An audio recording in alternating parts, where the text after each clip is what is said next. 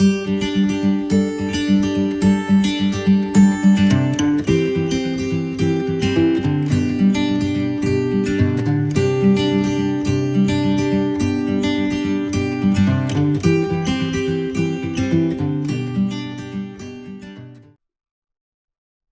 pessoal, bem-vindos e bem-vindas a mais uma videoaula. Isso aqui nós vamos fazer uma pequena revisão da estrutura de repetições. Na verdade, acho que a gente poderia até abordar um pouco o que a gente viu até agora, né? Bom, nós vimos as instruções simples, atribuição, entrada e saída, condicionais, se, escolha, e as repetições. E nós temos três tipos: a determinada, para uma variável do valor inicial até um final faça, ou as indeterminadas, que a gente não sabe quando termina, que é o enquanto uma condição faça ou repita até que alguma condição aconteça. Então, basicamente, são essas estruturas que nós vimos até o momento e são elas que compõem os algoritmos estruturados. Na verdade, a gente vai ver em breve que os algoritmos vão acabar saindo sempre dessas três estruturas. Obviamente, as instruções simples são bem simples mesmo, mas elas compõem, por exemplo, o então e o senão do condicional ou dentro das estruturas de repetição. Então, a gente vai precisar delas. E vamos precisar dos condicionais também. Então, vai ser uma combinação de coisas. Então, em breve, a gente vai ver isso daqui com um pouco mais de detalhes. Bom, as instruções simples, basicamente, comandos de leitura e escrita e comando de atribuição, por exemplo. São instruções bem simples. Os condicionais, nós temos o se, uma determinada condição, então, e faz as instruções, e não tem o senão. Ou ele tem o então e tem o senão. Isso daí tem duas representações distintas, né? Então, se no primeiro caso ele faz as instruções se alguma coisa acontecer. Caso contrário, ele vai fazer o que vai ser comum para todo mundo. Vai fazer as outras instruções. Então, seria como desviar por um atalho ali, fazer uma coisinha extra, mas voltar e fazer o resto. Se a gente tiver o senão também, aí são dois caminhos diferentes. Ou faz um, ou faz outro, e depois segue em comum. E também tem a opção do escolha, que é quando a gente tem várias opções e a gente tem valores bem definidos. A gente viu um exemplo no ambiente virtual, por exemplo, de achar o dia da semana. Ou seja, são estruturas bem simples. E temos também as repetições, que tem uma estrutura de repetição definida, que é o caso do para. Temos o enquanto uma determinada condição faça, esse já é repetições indeterminadas, e o repita uma quantidade de instruções, um determinado conjunto de instruções, até que uma condição aconteça. O que a gente precisa fazer nas repetições é identificar um padrão e como é que ele se repete. E aí, se a gente quiser ser bem genérico, nós podemos ver essa sequência. Nós temos uma sequência de losango, retângulo, triângulo, que se repete algumas vezes. Pode ser que ela se repita um determinado número de vezes e a gente pode usar a estrutura para. Como pode ser que ela se repita até que alguma coisa aconteça ou enquanto uma condição seja verdadeira. Percebam que eu falei os três tipos de estrutura. Então, vai repetir por um determinado número de vezes, ou até que algo aconteça, ou enquanto uma coisa esteja acontecendo, uma condição seja válida. O que a gente precisa saber é identificar esses padrões.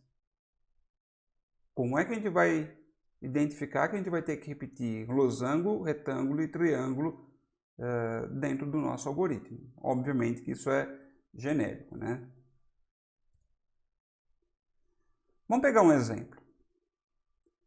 Se a gente quiser somar todos os números pares fornecidos pelo usuário até que ele digite um número negativo. A gente tem que primeiro fazer as perguntas. Nós sabemos resolver o básico, que é para um número par? Nós sabemos fazer isso. 2. A gente sabe o que é que vai ser repetido, qual que é o padrão. E 3. Qual é a estrutura que nós vamos utilizar dentro daquelas 3? Isso aqui são 3 perguntas básicas que nós temos que fazer.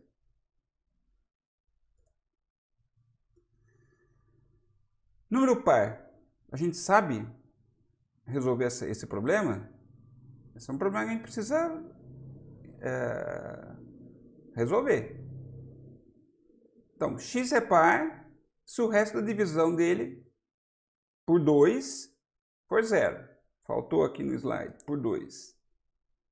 Então, toda vez que a gente for dividir um número por 2, se o resto der 0, ele é par. Então, o 2 é par, o 4 é par, 12.348 é par. Às vezes as pessoas falam assim, todos os números que são terminados em 0, 2, 4, 6 e 8 são pares. Verdade.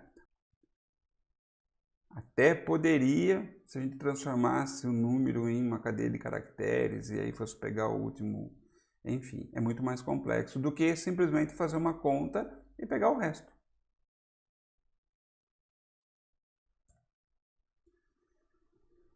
Então vamos ver, eu acredito que a gente saiba resolver esse problema. A gente lê o número, lembra? Vai pegar o número do usuário, então lê x, e se o resto da divisão de x por 2 for 0, a gente escreve ele é par. A gente sabe dizer que ele é par, né? Fazendo isso daqui. Mas a gente não quer escrever que ele é par. A gente não vai ficar fazendo isso daí. É par, é par, é par. Não, não vamos fazer isso. A gente quer somar. Então, a gente vai ter que fazer soma, recebe, soma mais x, se a condição acontecer. Só que, obviamente, a gente tem que zerar a variável soma na hora que a gente estiver fazendo essa soma acumulada, lá fora, lá em cima, no começo de tudo. Se não, a gente soma e zera, vai sempre ficar zero. Não pode acontecer isso, né? Bom, a gente sabe fazer para 1.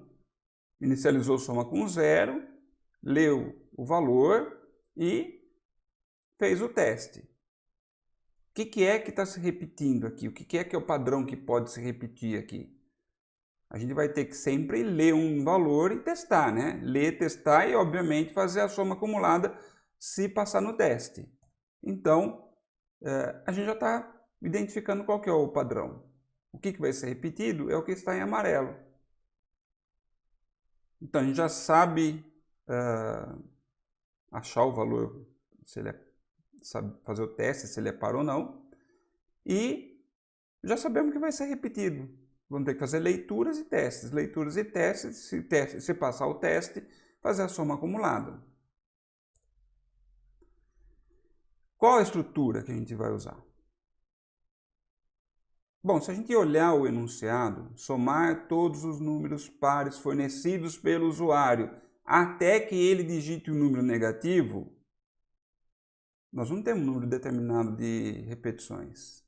No enunciado não está falando some 10 números, some 20 números. Não, está falando até que o usuário digite um número negativo. E se você estiver fazendo o uso desse algoritmo, você pode digitar um número negativo logo no começo, ou pode demorar 100 números para depois digitar um negativo, ou 300 números. Ou seja, não sabemos quando é que vai parar. É indeterminado. Então, nos sobram duas opções.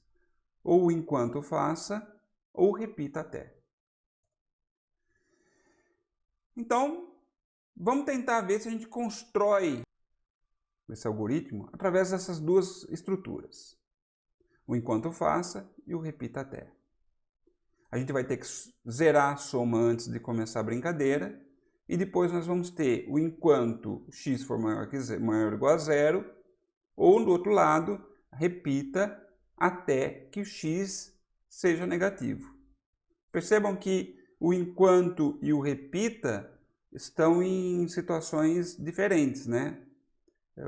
O enquanto é o x maior ou igual a zero, e o repita até que o x seja negativo. E dentro vamos pegar aquele bloquinho que a gente identificou, que é o bloquinho de repetição.